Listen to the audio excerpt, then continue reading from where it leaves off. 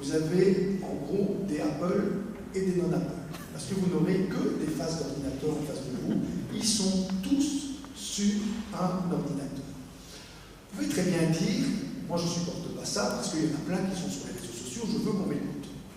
C'est une technique que certains collègues peuvent utiliser en disant je retourne au papier crayon parce qu'ils sont sur les réseaux sociaux. La vraie question, c'est comment est-ce que je vais adapter mon style d'enseignement à des personnes qui sont dans le multitâche. Le multitâche, c'est effectivement un des travers de ces écrans qui se démultiplient. C'est-à-dire qu'on ne sait plus avoir une attention soutenue, vous ne pouvez plus avoir une attention qu'on appelle l'attention exécutive, c'est-à-dire ce qui vous permet d'aller au bout d'une tâche, l'attention soutenue, l'hypervigilance, tout ça c'est bien développé par l'ordinateur, puisque vous allez jouer à des jeux qui vont développer cette forme d'hypervigilance. L'attention soutenue, c'est plus compliqué dans le multitâche, parce que vous êtes dans un truc, puis vous êtes dans autre chose, puis dans autre chose. C'est une compétence qui est exigée par les entreprises, mais c'est quand même très compliqué quand on veut aller jusqu'au bout d'une tâche. C'est pour ça qu'on dit aux familles, attention, prévoyez de temps en temps des petits moments très tôt dans le développement de votre enfant où vous allez privilégier cette attention soutenue. Ça doit être des moments, ça ne doit pas être tout le temps. On va faire une tarte aux pommes et on se sera dérangé par rien. On met tous les GSM, tous les téléphones, tout ça dehors et on fera une tarte aux pommes ensemble et on ne s'occupera que de ça. Ça c'est important. Tous les parents ne sont plus en mesure de le faire. Mais il faut pouvoir simplement privilégier en sachant que l'attention focalisée, l'attention soutenue, ce sont des types d'attention différentes et qu'il est important que l'enfant puisse de temps en temps éprouver cette attention exécutive en allant jusqu'au bout d'une tâche et en acceptant qu'on ne s'arrête pas d'être attentif à ce qu'on fait jusqu'au bout de cette tâche. Pour le reste, quand j'ai des étudiants qui effectivement sont sans doute en partie sur les réseaux sociaux, je ne vais pas seulement vous dire c'est à moi à me montrer intéressant et suffisamment intéressant que pour qu'ils arrêtent tous les réseaux sociaux. Parce que c'est compliqué d'être intéressant tout le temps, et notamment pour des étudiants qui viennent essentiellement, non pas vous écouter, mais chercher des points, parce qu'ils veulent réussir. C'est ça, les étudiants à l'université. Et donc, il va falloir travailler avec ce qu'ils viennent faire. Vous aurez un concurrent éternel contre lequel vous ne pourrez jamais rien faire, c'est Wikipédia. Wikipédia connaît beaucoup plus de choses que vous. Donc, le rôle des enseignants n'est plus de produire des savoirs, les savoirs sont devenus disponibles. Le rôle des enseignants, c'est de faire en sorte qu'on aille chercher ces savoirs et qu'en allant chercher ces savoirs, on ait une distance critique par rapport à eux. Wikipédia n'est pas un problème en termes de diffusion de connaissances si vous avez une distance critique, et c'est vrai par rapport aussi à tout ce que vous allez apprendre sur les réseaux sociaux ou ailleurs, comme informations qui vont devoir se combiner pour créer des connaissances. C'est ça qu'on va produire chez nos enfants et encore plus chez l'adolescent, et évidemment de manière professionnelle chez les étudiants. Je leur explique donc que je vais faire deux énormes conneries. Pendant le cours, je vais me tromper complètement sur une date et je vais dire un chiffre qui ne correspond à rien. Ceux qui seront capables de le repérer pendant le cours gagnent 6 points à l'examen. Ils sont tous sur Wikipédia. Le pire, c'est qu'ils trouvent des erreurs que je n'avais pas prévues, parce qu'effectivement, ils corrigent énormément ce qu'on peut dire. C'est ça, le véritable esprit critique qu'on doit mettre en place chez les adolescents, chez les enfants déjà. C'est tout simple, vous savez, si vous voulez voir comment fonctionne l'esprit critique chez un enfant, vous le mettez simplement en présence de son institutrice en maternelle, par exemple, tant qu'il n'a pas encore 5-6 ans, et vous mettez une autre personne à côté. Vous montrez la même image et vous lui dites, l'institutrice dit ça s'appelle un typon et l'autre dit ça s'appelle un tapon. L'enfant, systématiquement, on lui remonte l'image, puisqu'il connaît son institutrice, l'autre personne ne la connaît pas, et l'enfant systématiquement dit c'est un typon, comme l'institutrice. Ça veut dire que la familiarité va donner, il n'y a pas de distance critique possible chez un enfant avant 4-5 ans. Après, si l'enseignante s'est trompée régulièrement, c'est-à-dire qu'on lui a montré des images que l'enfant connaît, un chien, l'institutrice a fait un chat, etc., l'enfant, si l'institutrice dit typon, et l'autre personne qui, elle, a répondu tel que l'enfant conçoit effectivement la réalité, eh bien à ce moment-là, il prend l'option de dire c'est un tapon, comme la personne qui ne le connaît pas. Donc la distance critique, elle existe chez l'enfant. S'il voit quelqu'un se tromper régulièrement, il est capable de le disqualifier, même si c'est un familier, à partir de 4 ou 5 ans. Ce sont tous des éléments dont on doit tenir compte. C'est indispensable pour privilégier cette distance critique qu'on compte parfois très peu chez les étudiants, hein, c'est quand on fait une grosse connerie au milieu du cours, comme on l'a fait parfois dans certains examens, et qu'on demande aux élèves de nous réciter le cours parce qu'on les interroge sur cette partie du cours. Ils ressortent la connerie texto pour 8 sur 10 d'entre eux. Et quand on leur demande mais pourquoi tu dis un truc aussi idiot, ils vous disent mais monsieur, c'est vous qui l'avez dit. Et les 2 sur 10 qui ne le disent pas, ou qui ne le répètent pas, ils s'excusent parce qu'ils n'ont pas eu le temps d'écouter. En gros, la totalité, effectivement, se trompe, accepte de se tromper du moment que ça a été dit. C'est uniquement pour la conformité à une autorité qui en plus est celle qui distribue les points et dont on ne prend pas le risque de contredire. Cette distance critique, il va falloir absolument la mettre en place très très vite. Ça fait partie du rôle des parents. La distance critique, autre élément qu'il faut absolument intégrer dans l'éducation, le rapport à l'image. Quand vous prenez une photo de votre petit garçon de 4 ans, demandez-lui l'autorisation. Imaginez une scène, vous faites une photo de votre petit garçon qui fait pipi parce que vous trouvez la scène très cocasse. Et puis vous montrez la photo à papa et mamie, le petit garçon devient tout rouge.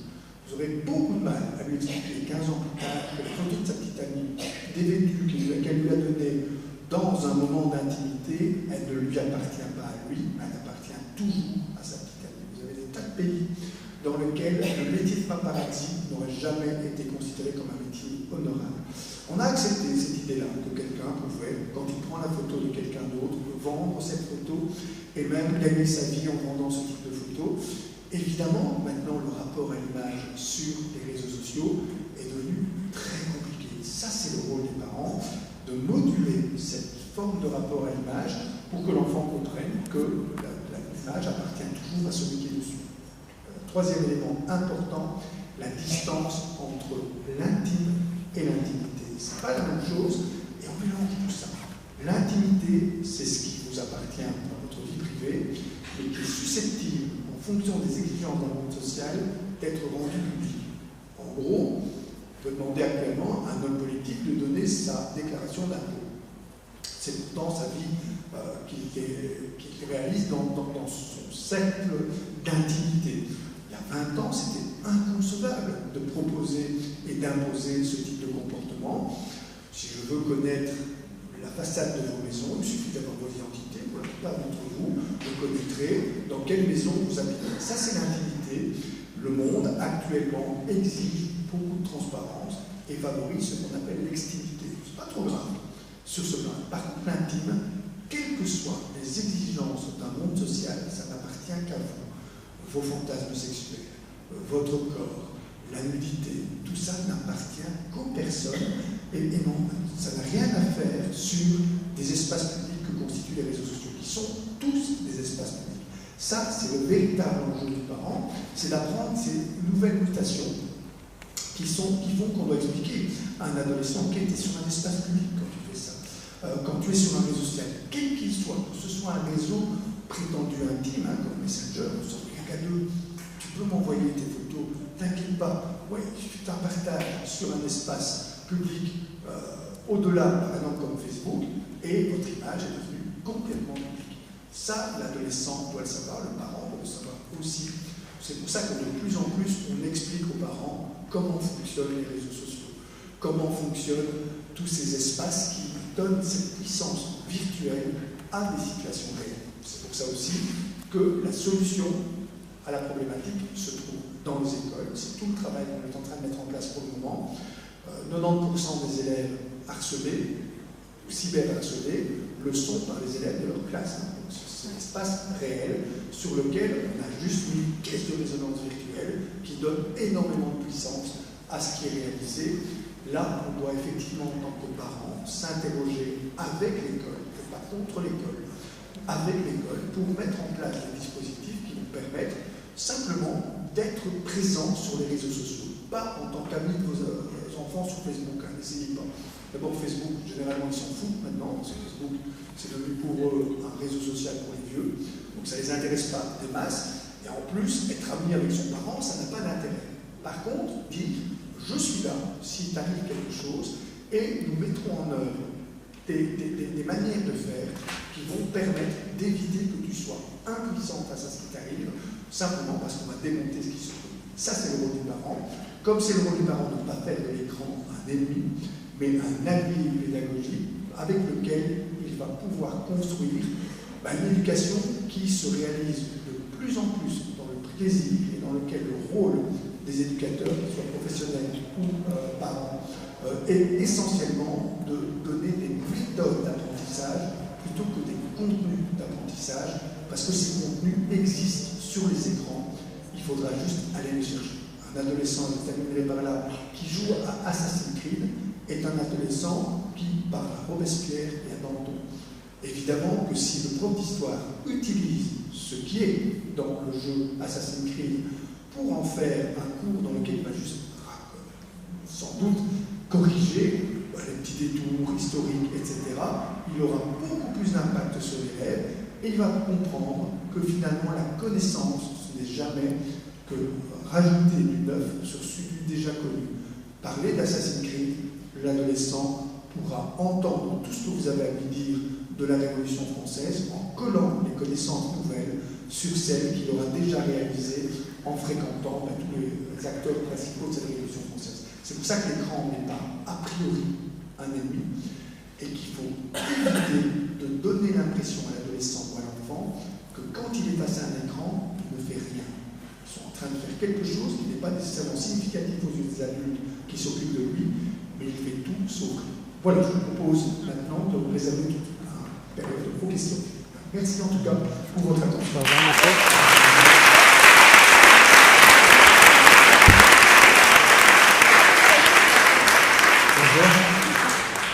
Merci beaucoup pour tout ce que vous avez dit. Je voulais ajouter quelque chose, une information en fait à propos de Facebook. Toutes les informations, j'ai déjà vu pour avoir été au premier rang, les informations peuvent être récupérées facilement. Donc si vous avez des enfants qui sont sur ces réseaux sociaux, sachez que s'ils jouent aussi aux jeux vidéo, vous aviez parlé de Fortnite tout à l'heure, généralement les enfants ne sont pas conscients de la chose, mais ils utilisent le même prénom, le même nom. Les gens peuvent le retrouver sur les réseaux sociaux et après les bâcher. Des gens qui ne les connaissent pas du tout, des gens avec qui ils jouent en ligne en fait. Donc si vous avez l'occasion, essayez vraiment de les éduquer à se séparer de l'identité de Facebook et de l'identité des jeux. Justement, deux questions en fait. Qu'est-ce que vous pensez des jeux comme les livres dont vous êtes les héros, si vous connaissez?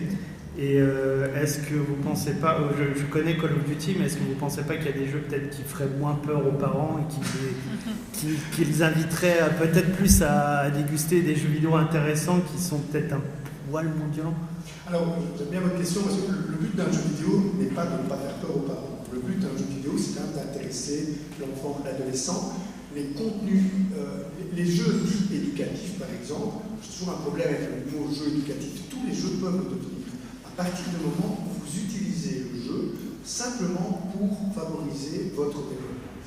La plupart des jeux ont des contenus qui permettent de stimuler des types d'intelligence et notamment des types d'intelligence qui n'ont pas été pris en compte par l'école. Il faut savoir quand même que l'école est passée à côté de tous les génies de l'humanité. Si vous prenez les grands génies, Einstein, Darwin, Mozart, Einstein a dit cette phrase merveilleuse: j'ai commencé les études quand j'ai arrêté l'école. Il n'avait pas une intelligence mathématique, il avait une intelligence créatrice. On appelle ça une intelligence qui s'amuse. Et l'école n'a pas pu repérer Einstein. C'était un mauvais élève. Mozart avait une intelligence musicale hors norme, mais rendait fou son précepteur. Et Darwin avait des résultats catastrophiques à l'école, mais une intelligence naturelle qui lui permettait de savoir dans quel sens coulait un ruisseau et de discriminer le chant des oiseaux. Ce sont des zones maintenant qu'on a l'imagerie cérébrale. Et vous avez en France un ministre qui le fait très bien, parce qu'il va rechercher effectivement des données qui permettent de dire attention, l'intelligence, elle n'est pas que conceptuelle et mathématique, logico-mathématique. Elle se décline au moins dans une dizaine de perspectives. Et les jeux vidéo ont été se nicher. Vous connaissez l'exemple de Fortnite. Fortnite m'intéresse beaucoup parce que c'est deux types d'intelligence qui sont les intelligences dont on va avoir besoin dans notre monde de demain. L'intelligence collective. Si vous ne vous coordonnez pas votre action avec les autres, eh bien vous allez flancher. Or, l'intelligence collective est une intelligence de plus en plus importante. L'autre intelligence, l'intelligence topographique. On le sait, on délègue de plus en plus aux machines. Comme on a des GPS, l'intelligence topographique, On ne myélénise pas les cellules cérébraux. C'est ça le problème d'une progression. Alors, je ne vous dis pas, mais stopper avec votre GPS, comme ça vous allez retrouver ce type d'intelligence topographique, mais elle va être prise en charge ailleurs. Et regardez comme des adolescents, des enfants, parce que là, c'est plus jeune, hein, c'est 10 ans, c'est juste une façon de créer de l'appétence sur une clientèle qu'on anticipait comme allant rentrer dans les jeux qui sont des jeux, je vais dire, d'univers totaux, c'est-à-dire dans lesquels vous allez pouvoir comprendre un univers. Là aussi, on sait qu'on est dans un monde en mutation. On le sait, 40% des fonctions qui existent aujourd'hui n'existeront plus dans 10 ans. 60% des métiers qui existeront dans 10 ans n'existent pas encore maintenant. Un métier, par exemple, comme celui d'écologue, c'est-à-dire quelqu'un qui va être capable d'identifier les ressources de son environnement et de comprendre cet environnement. Celui-là est en train de se former beaucoup plus à Fortnite qu'à l'école. C'est pour ça qu'il ne faut pas, c'est pas le jeu vidéo ou l'école, c'est le jeu vidéo et l'école.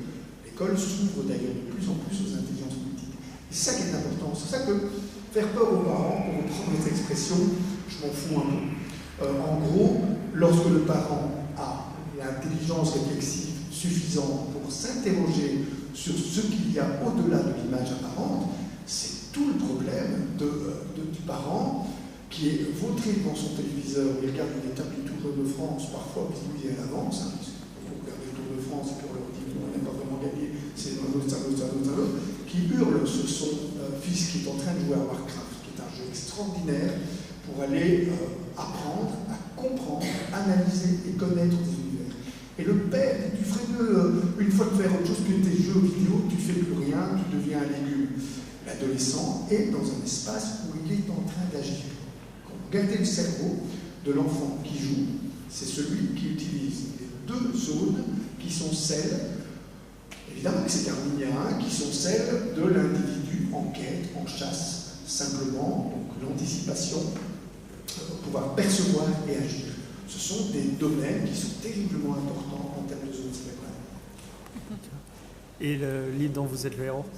Et le livre, ça c'est très important, vous avez utilisé un mot qui est le mot actuellement qui pose le plus, non pas problème, mais question, l'héroïsme.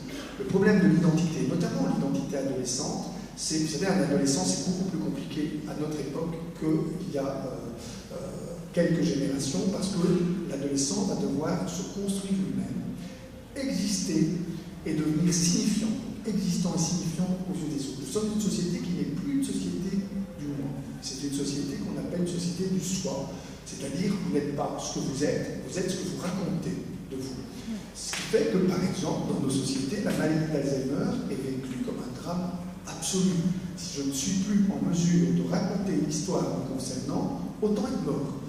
C'est nouveau, hein, parce qu'il y a quelques générations, les grands-parents, les personnes âgées pouvaient perdre la tête, elles gardaient leur place socialement.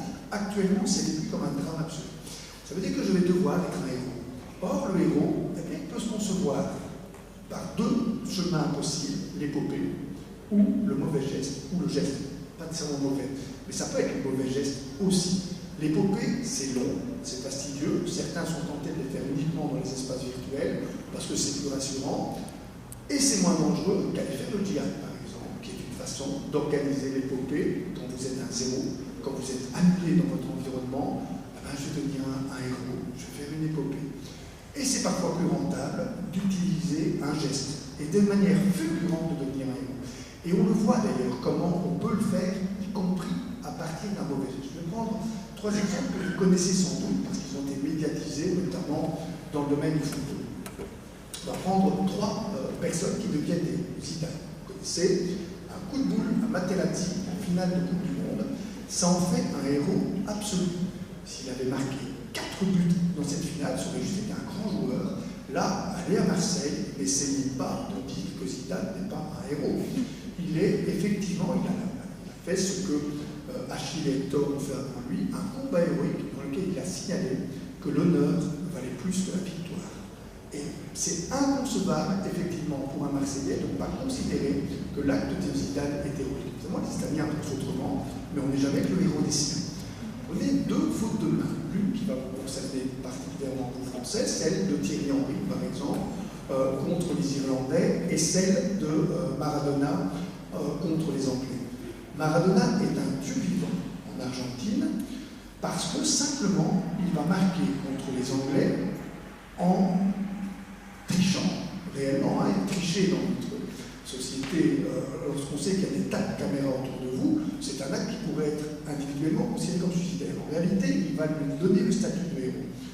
Pour une simple raison, on est dans un contexte, les Malvines, dans lequel l'Argentine se sent humiliée, contexte d'humiliation, et en plus il y a une fulgurance, il relie le geste à du sacré.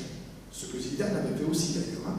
Parfois oublié, mais Zidane a eu une petite crise mystique hein, quand il a dit « Je suis revenu à la Coupe du Monde parce que mon frère est revenu me visiter la nuit et m'a dit des choses. Plus personne n'y pense, mais on était déjà dans quelque chose qui est relié au sacré. » Et donc il a eu effectivement une sortie de piste qui était la plus grandiose qu'on puisse imaginer. Eh bien Maradona fait la même chose. C'est la main de Dieu, c'est-à-dire c'est sacré. Relié au sacré sur un fond d'humiliation. C'est exactement le même mécanisme qu'on retrouve chez les gens qui se font exploser. C'est-à-dire qu'il relie au sacré un mauvais geste, un geste infâme, et dans lequel, de manière fulgurante, je vais devenir un héros, dans un espace sans doute irréel, virtuel, imaginaire, mais en tout cas, vous êtes dans cette tension héroïque. Le livre dont vous êtes le héros, évidemment, s'offre là-dessus. C'est-à-dire que vous allez écrire quelque chose et vous allez redevenir le centre du monde et devenir à la fois existant et signifiant. On n'en sortira pas dans nos sociétés si les adolescents n'ont pas des espaces dans lesquels on les reconnaît comme existants et comme signifiants. C'est quand un enseignant, sans y penser mal faire, voit un étudiant qui était en congé, je n'avais même pas vu que tu n'étais pas là, parce que quand tu n'es pas là, on ne voit pas la différence. Et lorsque on considère que vous êtes inexistant, regardez les tueries de masse, allez observer, parce que ce sont les films qui nous apprennent plus de choses, allez regarder un film comme Carrie, lisez le roman, vous allez voir du harcèlement, un fond d'humiliation, et on vous dit la solution, c'est le suicide, la vengeance ou les compétences extraordinaires, mais aussi la vengeance. Et la vengeance spectaculaire, Carrie avait mis en scène les tueries de masse dans les écoles, bien avant les premières tueries de masse dans les écoles. Et la vraie caractéristique des tueries de masse, ce n'est pas la disponibilité des armes. Il y a des pays dans lesquels les armes ne sont pas disponibles, la Chine par exemple, dans lequel les tueries de masse se sont faites à la machette. C'est pas mieux, hein. Simplement, vous avez une composante systématique du harcèlement et d'un vécu humiliant. C'est contre ces mécanismes-là de gens qui, au lieu d'être un héros, devenir des héros. Et je vais reprendre celui de Christophe Henry, par exemple, Thierry Henry, pardon, qui lui avait le même geste que Maradona, mais a été zéroisé pour son geste. Parce qu'il n'y avait pas le fond d'humiliation, qui a un compte à régler avec des Irlandais qui sont super sympas, qui ont, éliminer les Irlandais, c'était pas une très bonne idée, et regardez l'attitude de Thierry Henry après sa faute de main. On dirait un enfant de 10 ans qui vient d'être pris au piège dans une cour de récréation, tête baissée, les mains derrière le dos. Les Français, vous, donc en l'occurrence, vous avez là été qualifié de manière un peu malsaine pour la Coupe du Monde. Résultat, la pire épopée de l'histoire du football, vous la réalisez à ce moment-là, et les héros deviennent des héros. Il n'y a pas de hasard, il y a l'ignorance des causes, c'est tout à fait légitime. Je terminerai par là, d'ailleurs pas que vous ayez gagné la Coupe du Monde, parce que vous venez à nous, je tiens à dire. Mais bon, vous l'avez gagné, on peut tout la mettre. Mais le principe de l'héroïsme, c'est ça. Et vous savez, on est les héros qu'on choisit hein, lorsque, effectivement, des adolescents jouent à FIFA, par exemple. Là, je vais aussi en parler un tout petit peu, parce que là aussi, moi, je me souviens toujours de ce petit garçon, 2 anecdotes. Une petite fille qui vient au bureau parce qu'elle est en surpoids. Et elle me dit, je ne comprends pas. Maman prétend que je grossis parce que je mange devant la TV, maintenant je mange à la cuisine et je grossis quand même. Effectivement, ce n'est pas la TV qui fait grossir, hein. C'est ce qu'on fait ou ce qu'on ne fait pas dans sa vie de tous les jours. Et j'ai toujours en tête l'image de ce petit garçon qui est en surpoids, en net surpoids, et son papa le met au football pour qu'il perde du poids. Vous savez que au football, les entraîneurs sont parfois une tactique un peu minimaliste dans les équipes d'âge, hein, les petits gros derrière et les petits vifs devant. Les petits gros pour boucher le but, les petits vifs pour passer entre les petits gros. Ce petit gros se trouve donc en défense et il joue très mal, effectivement. Et on avait fait une recherche à l'époque à l'université dans laquelle on filmait simplement les parents dont les enfants sont peu performants. Vous savez qu'il y a une espèce de mécanisme qui est une honte partagée. En gros, le gosse fait une gaffe sur le terrain, le parent se désolidarise des parents parce qu'il est gêné, parce qu'il a honte. le football est très très nocif pour l'estime de soi, puisque le football, vous ne pénalisez pas vos erreurs une équipe entière. À l'armée, ils le savent très bien, si vous faites du péril, vous apprenez à marcher ou pas. Si vous faites une erreur, on va dire pompage, pas pour vous, hein, pour tous les autres. Vous allez rester droit, et tous les autres vont compter à cause de vous. Pénaliser une équipe, c'est très très mauvais pour l'estime qu'on a de soi-même. Cet enfant joue très peu, et donc il me disait, il m'explique, t'inquiète pas, il dit, c'est vrai que ça va pas très bien, mais je joue quand même à FIFA, et là je me suis fait moi-même un petit personnage, et j'ai mis mon nom derrière, et je jouerai à Real Madrid, et j'ai gagné la Champions League. Et donc on a une restauration de l'estime de soi dans les espaces virtuels. Il faut aussi travailler sur les espaces réels. Et là, c'était salutaire pour cet enfant d'utiliser les espaces virtuels pour devenir un héros. On est parfois un héros virtuel. Et la vraie vengeance, eh bien, des joueurs de FIFA, c'est que maintenant, ils ont leur propre Coupe du Monde. Et que maintenant, ils gagnent effectivement, royalement leur vie dans des espaces virtuels devenus des espaces réels. Là aussi, attention de ne pas confondre virtuel, imaginaire et irréel. Le virtuel, c'est pas de l'irréel. Le virtuel, c'est de la puissance sur du réel, ou c'est du réel en gestation. L'imaginaire, c'est une construction mentale qui vous permet simplement de construire une autre réalité. Et l'irréel, c'est effectivement le contraire du réel. Comme on mélange tout, on a l'impression que chaque fois on est dans la dilution. Un enfant qui utilise le virtuel, qui utilise l'imaginaire, n'est pas un enfant qui vit dans l'irréel. C'est un enfant simplement qui utilise ses facultés mentales pour se réaliser. Voilà, j'ai répondu à votre question. Et même plus, ouais. Bonsoir. Bonsoir. Merci pour votre intervention. J'allais vous dire plus sur la notion d'addiction. Vous avez balayé un revers de la main. Moi, personnellement, C'est laquelle j'ai déjà compris. Addiction, oui. personnellement, dans ce soir, je pensais que mon fils était addict aux jeux vidéo. Voilà. Alors, je vais vous expliquer un petit peu pourquoi. Parce que vous avez distingué addiction et forte appétence. Oui. Mais la forte appétence se fait en général pour moi sur des choses qui font vraiment plaisir. Alors que quand je vois mon fils au bout d'une heure ou deux de jeux vidéo, il est juste bon à hurler et à se rouler par terre. Bien sûr. Deuxième chose, vous avez parlé d'autorégulation. Enfin, personnellement, évidemment, la première chose que j'ai essayé de mettre en place, et il n'y en a pas. Quoi. Alors, je vais répondre à votre question, parce qu'effectivement, c'est une question de mots. Mais Camus le disait beaucoup mieux que moi, mal nommer les choses, c'est ajouter à la violence du but. Donc il faut absolument bien nommer. Une addiction, c'est tout à fait différent d'une forte appétence. Une addiction va créer une désocialisation complète. Et donc forcément, le jeune adulte désocialisé, et l'addiction existe, elle est rarissime, et quand elle remplace complètement le réel. Par contre, la forte appétence contre laquelle vous avez habité, et c'est pas pour ça que la lutte est facile. Vous pouvez avoir une addiction à tout. Moi, j'ai une addiction à la lecture. Je ne sais pas m'empêcher de lire. C'est absolument impossible. Vous allez parfois me rencontrer marchant dans la rue en lisant.